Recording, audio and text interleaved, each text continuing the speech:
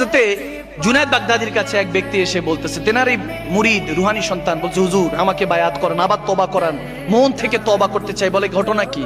বলে হুজুর আমি তো আপনার খাস মুরিদ, কিন্তু আমি তো সুদ ঘুষ খাই, নাউজুবিল্লাহ, মাঝে মাঝে নামাজ কাজা করি, গুনাহ করি, কিন্তু আমার ঈমান কামেল হয়ে গিয়েছে, আমি আজ থেকে আর কখনো বিপথে চলবো না। সুবহানাল্লাহ বলবেন না? তো তিনি তেনার ঘটনা বলছেন। বলে আমি হুজুর বাগদাদি গেলাম দিন মজুর নেওয়ার জন্য, হায়ার করার জন্য, যখন খুঁজতেছি তো একটা যুবক পেলাম, অল্প বয়সের তাগড়া যুবক। তাকে বললাম যে তুমি কি আমার এই মাল সাবান কিনেছি, চালের বস্তা টস্তা একটু বাসায় পৌঁছে দিবা? বলে হুজুর নিয়ে যাবো ইনশাল্লাহ, কোনো সমস্যা নাই। ওর বিনিময়ে কত? বলে 3 দিরহাম। কত?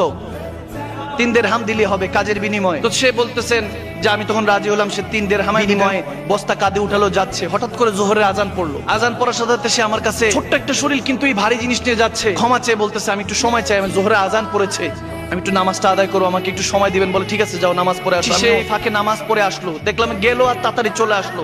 জিজ্ঞেস করলাম এত তাড়াতাড়ি আসছো কেন? বলে নফল রেখে চলে আসছি, কারণ আগে আমার এখানে হক, আপনার থেকে আমি টাকা নিচ্ছি, এর বিনিময়ে আমার হক হালাল রুজি, এটা আমার হারাম হয়ে যাবে যদি দেরি করি। আপনি যদি নারাজ হন, আপনি আমার মালিক, আপনার কর্মচারী এখন আমি। সুবহানাল্লাহ। তার এই চিন্তা চেতনা দেখে ওই ব্যক্তি বলতেছে আমি অবাক হলাম, স্ট্রেঞ্জ হয়ে গেলাম। বললাম যে ঠিক আছে চলো। নিয়ে গেলাম বাসায়, গিয়ে বুঝলাম যে সে একটা তাকওয়াবান ছেলে, পরেজগার ছেলে, যুবক। তখন তেনার স্ত্রীকে বলেন যে যুবকটা এরকম খুব ভালো। তেনার স্ত্রী বলেন যে তাহলে ওনাকে বসতে বলেন, আমি একটু খাবার টাবার দেই, দুপুরে লাঞ্চ দেই। যুবক আস্তে আস্তে বলতেছে হুজুর আমি লাঞ্চ করতে পারবো না, আমি নফল রোজা রেখেছি। রোজার মাহিনাও না, কিন্তু বলতেছে নফল রোজা রেখেছি। সেই দম্পতি তারা দুইজনে অবাক হয়ে বলতেছে যে আমরা তো আরো অবাক হলাম। তখন বললেন তাহলে আজকে আমাদের এখানে তুমি ইফতার করবা? বলে ঠিক আছে। সে তখন মসজিদে চলে গেল, আল্লাহ আল্লাহ জিকির করছে, দুরুদে পাক পড়ছে। কিছুক্ষণ পরে যখন ইফতার সময় হলো, আসলো, ইফতার করলো। ইফতার তৈরি করে যখন খাওয়া হলো, খুব গভীর খেয়াল, খুব গভীর মেসেজ, একটা কথায় হয়তো বা আপনার জীবনটা পরিবর্তন হয়ে যেতে পারে। যখন ওই যুবকটা ইফতার করে রেস্টে চলে গেল, বললো যে আজকে তুমি আমার বাসায় থাকো। ওই দম্পতি যখন বললো আজকে বাসায় থাকো, তখন ওই কথা শুনে সে রাতের বেলা স্টে করলো। স্টে করার পরে ওই দম্পতির একটা ল্যাংড়া মেয়ে ছিল, লুলা, তার পা কোনো অপাইস ছিল, প্যারালাইজড ছিল, হাঁটতে পারতো না। হঠাৎ করে রাত্রে 3টার দিকে দেখতেছে দরজার মধ্যে ওই দম্পতি নক নক করতেছে, কে জানি টোকা দিচ্ছে দরজার মধ্যে। দরজা খুলে দেখে তার মেয়ে দাঁড়ায় আছে। বলে কি গো মা, কি হয়েছে, তুমি দাঁড়ায় আছো কিভাবে? বলে জানি না বাবা, আজকে শুনলাম যে তুমি ওই যে তাকওয়াবান ওই যুবকের কথা বললা, ওয়াবতাগু ইলাইহিল ওয়াসিলা। আমি তখন শুয়ে শুয়ে আল্লাহর কাছে ফরিয়াদ করলাম, আল্লাহ তুমি তো বলেছো উসিলার মাধ্যমে তুমি দোয়া কবুল করো, ওই যুবক তোমার দরবারে কবুল হয়ে থাকে, তার উসিলা আমাকে শাফা দান করো।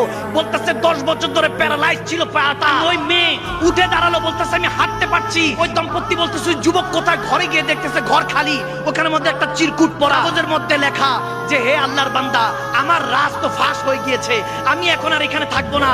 আপনি যদি সত্যি সত্যি আমাকে ভালোবেসে থাকেন, আমার দিকে নয় আল্লাহর দিকে রুজু হন। ওই দম্পতি তারা ওই যুবকের কথা শুনে তাদের মধ্যে ঈমান চলে আসলো। তারা দৌড়ায় গিয়ে যখন জুনায়েদ বাগদাদির কাছে গেলেন, বলেন হুজুর আমাদের ঈমান কামেল হয়ে গিয়েছে, আমাকে তওবা করান। জুনায়েদ বাগদাদি হাসি মুখে তাকে তওবা করিয়ে আবার নয়া মুসলিম হিসেবে কবুল করে নিলেন। সুবহানাল্লাহ, আল্লাহু আকবার। হেদায়েতের মালিক কে? আওয়াজ দেন, হেদায়েতের মালিক কে? আপনার একটা নিয়ত আপনার লাইফ চেঞ্জ করে দিতে পারে, একটা নিয়ত। আল্লাহ তাবারক ওয়া তাআলা আমাদের এই নিয়তকে সাফ করার তৌফিক দান করুন।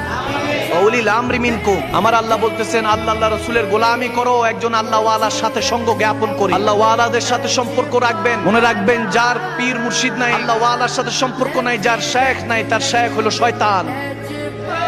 তার পীর কি? শয়তান, বিপথে চালাবে। যদি একজন তার শিক্ষাগুরু থাকে, তার শায়েখ থাকে, যদি কোনো আল্লাহ ওয়ালার সাথে আপনার সম্পর্ক রাখে, তাহলে মনে রাখবেন আপনাকে বিপদ থেকে উদ্ধার করবে কে?